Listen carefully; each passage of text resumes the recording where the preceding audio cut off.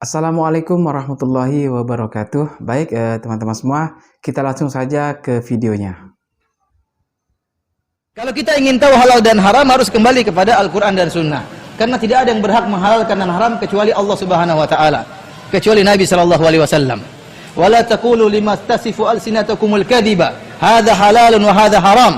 Kata Allah, janganlah kalian mengucapkan dengan perkataan dengan lisan kalian yang dusta, kalian mengatakan ini halal ini haram, litaftaru Allahil kadhib, karena kalian berusaha atas nama Allah. Oleh karenanya barang saya mengatakan halal atau haram ternyata tidak ada dalilnya, berarti dia telah berusaha atas nama Allah Subhanahu wa taala. Itu tidak boleh hanya sanad ali, harus ada sanad nazil. Maksudnya nazil itu kamu tidak boleh langsung sidik-sidik nyuwun sewu Abu Bakar, Umar, Hasan Basri, karena kita ini tidak bisa ketemu mereka tanpa Mbah Mun, tanpa Habib Salim Asyatiri, tanpa Mbak Arwani, tanpa Mbah Turehan, tanpa kiai kita. Kenapa? Ilmu ini kan teks. Kalau teks itu tidak ketemu para pelakunya, itu bahaya disalah tafsirkan. Saya ulang lagi, bahaya disalah. Misalnya coba para ekstremis dalilnya karena langsung Quran hadis, padahal Quran itu ada mahmalnya, ada takwilan. Yang tahu itu adalah perawi, yang tahu itu adalah, sehingga kita butuh rawi yang masih hidup, karena ini yang masih orisinil. Yang dimaksud kembali kepada Al-Quran dan Sunnah adalah bagaimana kita tunduk patuh kepada Quran dan hadis dan mengamalkannya. Sederhana. Cuman pertanyaannya yang lebih penting bukan itu, bagaimana caranya kembali kepada Al-Quran dan Sunnah. Maksudnya, ulanglah kau ke Jakarta, bukan urusan Jakartanya naik apa Pak, kan gitu. Mau jalan kaki lama 4 hari, sudah ada jalan tol kok, kayak tol, kan begitu loh. Jadi bukan masalah kembalinya, kembali Al-Quran dan Sunnah, maksudnya kita berpegang mengamalkan Sunnah Nabi dan Al-Quran. Cuma yang perlu diperjelas adalah bagaimana caranya kembali kepada Al-Quran dan hadis. Nah ini ada orang sok Quran Sunnah, Pak. Ibaratnya orang kampung cerita, kita harus ke Jakarta.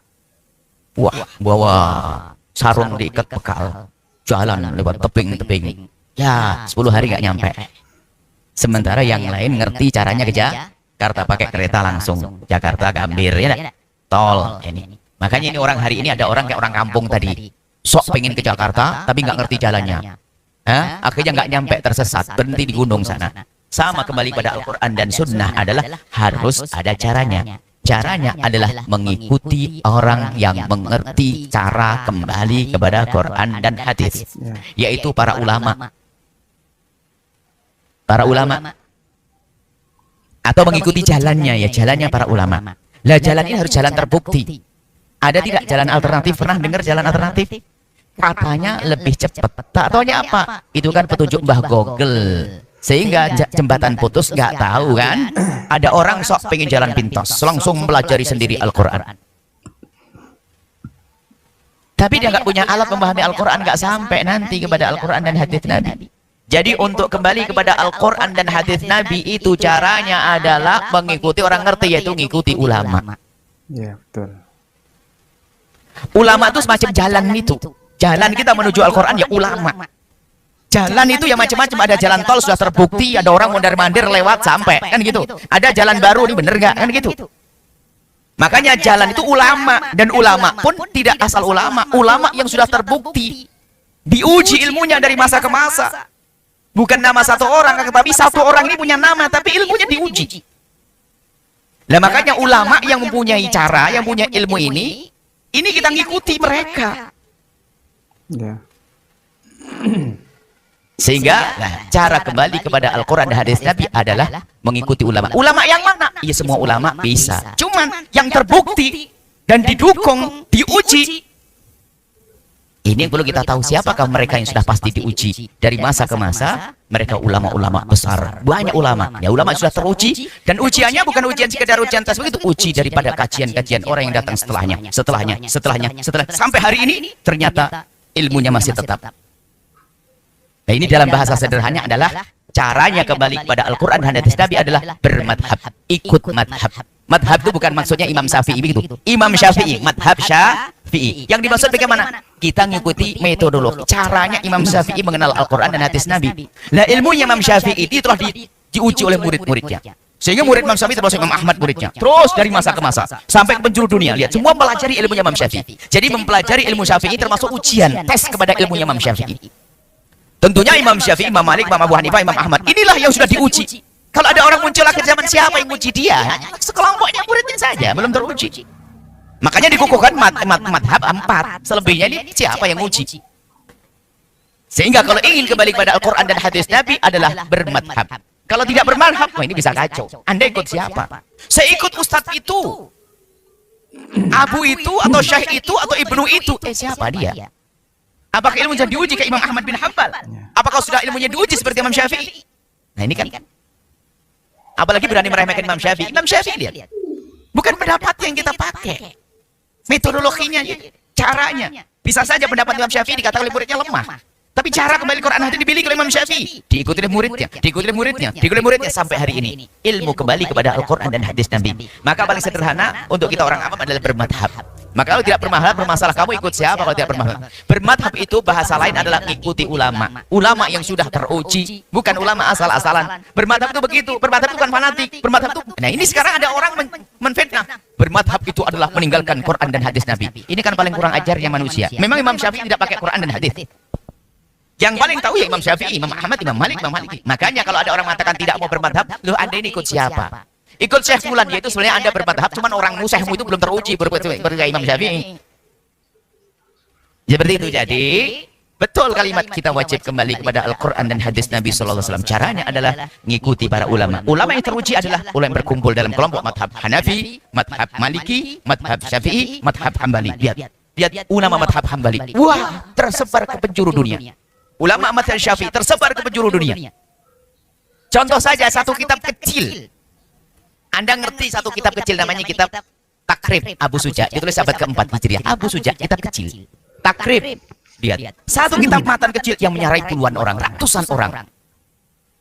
Nah, menyarai itu bukan sekadar ngikuti tok, sambil menimbang keakuratan kekuatan ini. Kan begitu. Dari masa ke masa. Lah ini orang bukunya satu aja yang baca belum banyak, apalagi yang menyarai. Mana ada yang menyarai? Akan kita ikuti, saya ikut ustadz itu karena dia adalah yang paling kenal sunnah Nabi dan kitabullah. Anda ini keblinger. Ada matahari yang jelas terang, ada mengatakan lilinku ini adalah lilin paling terang. Anda ini blinger. Bermadhab itu adalah cara. Bermadhab adalah cara kembali pada Al-Quran dan hadis Nabi SAW. Kalau orang mengingkari bermadhab berarti mengingkari yang mengikuti para ulama. Jelas orang bermadhab itu. Anda tahu dong, maksud bermadhab itu mengikuti para ulama. Ulama yang sudah teruji. Itu caranya kembali kepada Al-Quran dan hadis Nabi SAW. Lalu mungkin ada pertanyaan, apakah yang tidak bermadhab pasti salah? Ya enggak. Tapi dilihat dulu dong kayak apa pemahamannya. Kan mungkin aja ada madhab yang ke-6, mungkin hebat. Mungkin Allah kan maha kasih. Cuman kan perlu bukti ini. Mau ngaku-ngaku saja kan nggak sah. Kita tidak menutup kemungkinan. Akan tapi dalam kenyataan, ternyata yang dikatakan sekarang hebat pun juga ngikut sebetulnya. Cuman ngikutnya nggak mau ngaku. Sok dia telah hebat. Melebihi Imam Ahmad bin Hanbal. Seolah melebihi Imam Syafi'i. Padahal semuanya ilmunya dari ngintip kepada Imam Ahmad bin Hanbal. Ngintip Imam Syafi'i. Sudah begitu katakan, Anda mujtahid. Mujtahid apa? Apa ilmu baru yang kau keluarkan? Coba tanyakan yang katanya mujtahid zaman ini. Ilmu baru apa yang keluar darimu itu? Yang kamu omongkan sudah diomongkan ulama terdahulu. Yang beda paling kesalahanmu. Orang dulu nggak ngomong, kamu ngomong itu jadi salah. Paling itu. Ingat sudah, saya kukuh kembali bahasanya. Untuk kembali kepada Al-Quran dan hadis Nabi adalah dengan cara mengikuti ulama. Bagi kita orang awam, kalau Anda sudah melengkapi diri Anda dengan perangkat-perangkat untuk memahami Al-Quran, Anda belajar ilmu tafsir, usul tafsir, Anda belajar ilmu bahasa Arab dan cabang-cabangnya, Anda mengerti ilmu istinbat, ilmu usul fikih, Anda boleh Anda langsung baca Al-Quran dan hadis Nabi. Tapi Anda siapa? Kan gitu. Sekuat apa ilmu Anda? Nah, karena kita adalah termasuk orang awam, maka paling enak bagi kita adalah mengikuti para ulama dengan cara bertaklid, mengikuti bermadhab. Gitu. Cara wudhu gimana? Sederhana, furudul wudhu sitatun. Ya, yang wajib kita lakukan dalam wudhu adalah 6. Padahal Anda nggak hafal Qurannya. Anda mengamalkan sudah benar wudhunya, tadi kita bahas wudhu. Padahal Anda nggak ngerti. Anda nggak ngerti Al-Quran. Allah berfirman, wa idza qumtum ila sholati faghsilu wujuhakum wa aydiyakum ilal marafiq. Anda tidak tahu itu. Tapi ini orang yang sudah mengatakan, idza qumtum ila sholati faghsilu wujuhakum. Aku jadi mujtahid. Mujtahid ente yang jiplak. Nggak usah sok deh, biasa saja kan gitu. Orang baru tahu begitu langsung mujtahid. Saya tahu Al-Quran, qala Allah Ta'ala. Ya kan? Di Al-Qur'annya cuma wa idza qumtu sholati faghsilu wujuhakum, cuma 5, enggak ada niatnya. Nah, bingung lagi niatnya. Jadi nyari niat. Di mana kok ini orang ngomong niat? Wah, enggak pakai niat akhirnya kan bisa kacau nanti. Tatanya apa niat? Allah Nabi Muhammad bersabda, "Innamal a'malu binniyat." Digabung-gabungkan. Oh gitu. Ulama dulu sudah beresin. Itulah. Jadi tolong akhir-akhir memang ada fitnah, orang syok tidak mau bermadhab. Tidak mau mengikuti madhab. Katanya ngikuti Quran dan hadis Nabi. Makanya orang paling sombong kata, ikuti Quran dan hadis Nabi. Jangan ikuti Imam Syafi'i. Wah, ini kurang ajar Imam Syafi'i. Soalnya mengatakan Syafi'i tidak ikut Allah dan Rasulnya. Kan kacau. Semoga Allah memberikan pada kita hidayah, kemantapan iman. Allah a'lam bissawab.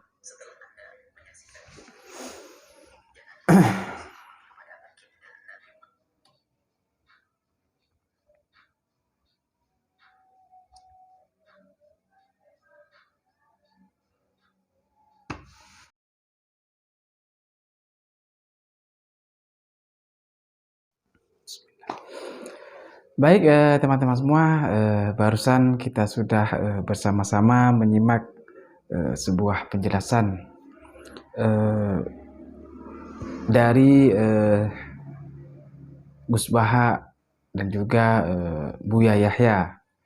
Ya, soal perkataan Ustadz-Ustadz Wahabi atau mereka yang menyebut dirinya Salafi, selalu mengatakan kembali kepada Al-Quran dan Sunnah. Nah, seperti yang sudah disampaikan tadi oleh Gus Baha, ya, Masya Allah, beliau orang sangat luar biasa, orang alim, orang berilmu. Beliau mengatakan kita kan tidak bisa, teman-temannya, langsung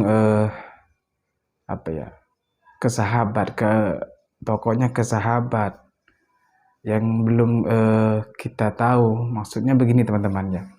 Maksudnya begini, kita ini kan hidup di zaman sekarang ini, teman-teman. Jadi kalau kita mengatakan langsung kembali ke Al-Quran dan Sunnah, nah kita itu tahunya dari mana ada. Nah, kan pertanyaannya seperti itu, teman-teman. Kan tidak mungkin kita langsung bisa memahami sendiri Al-Quran itu. Kita buka Al-Quran lalu kita memahami sendiri, kan itu mustahil, teman-teman. Lalu kita membuka juga hadis-hadis Nabi lalu kita ingin pahami sendiri, ya kan tidak bisa, teman-teman. Kan pasti kita melalui orang-orang soleh, orang-orang yang berilmu, perawi, kata Gus Baha tadi kan. Jadi kita tidak bisa langsung memahaminya dengan sendiri, teman-teman, ya. Misalkan Ustadz, kita mengikuti Ustadz siapa misalkan, yang seperti yang sudah disampaikan oleh Bu Yahya tadi, itu juga tidak bisa, teman-temannya. Pasti kita mengikuti mazhab, teman-teman. Maka itulah gunanya mazhab, seperti mazhab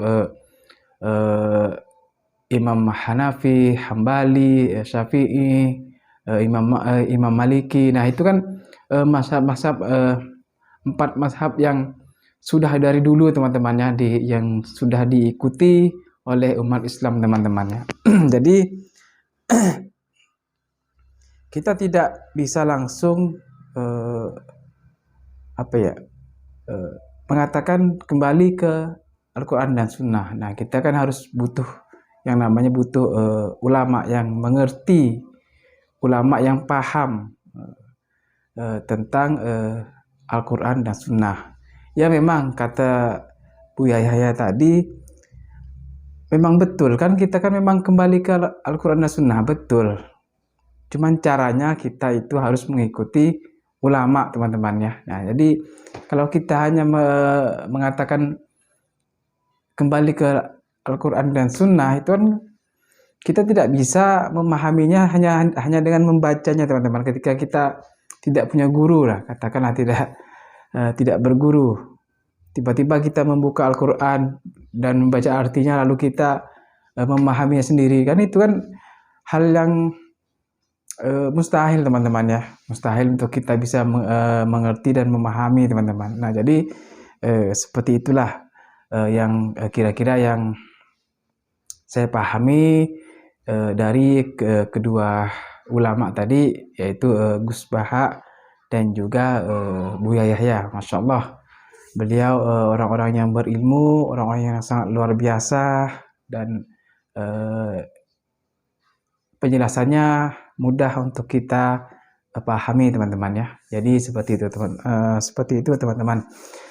Baik teman-teman semua, mungkin cukup sampai di sini. Apabila ada kesalahan yang saya sampaikan mohon dimaafkan karena saya juga masih belajar teman-teman ya. Mudah-mudahan video ini bisa bermanfaat untuk kita semua dan bisa menambah ilmu dan pengetahuan kita semua dan bisa dijadikan pembelajaran untuk kita semua. Baik teman-teman, terima kasih sudah menonton video ini dan terima kasih juga sudah mampir ke channel ini, dan sekali lagi saya ucapkan terima kasih banyak kepada teman-teman semua yang sudah mensupport atau mendukung channel Daun Dakwah ini. Mudah-mudahan channel ini bisa terus berkembang, bisa memberikan kebaikan, bisa memberikan ilmu dan juga manfaat untuk kita semua. Amin ya rabbal alamin. Baik teman-teman semua, cukup sampai di sini dan saya akhiri. Assalamualaikum warahmatullahi wabarakatuh.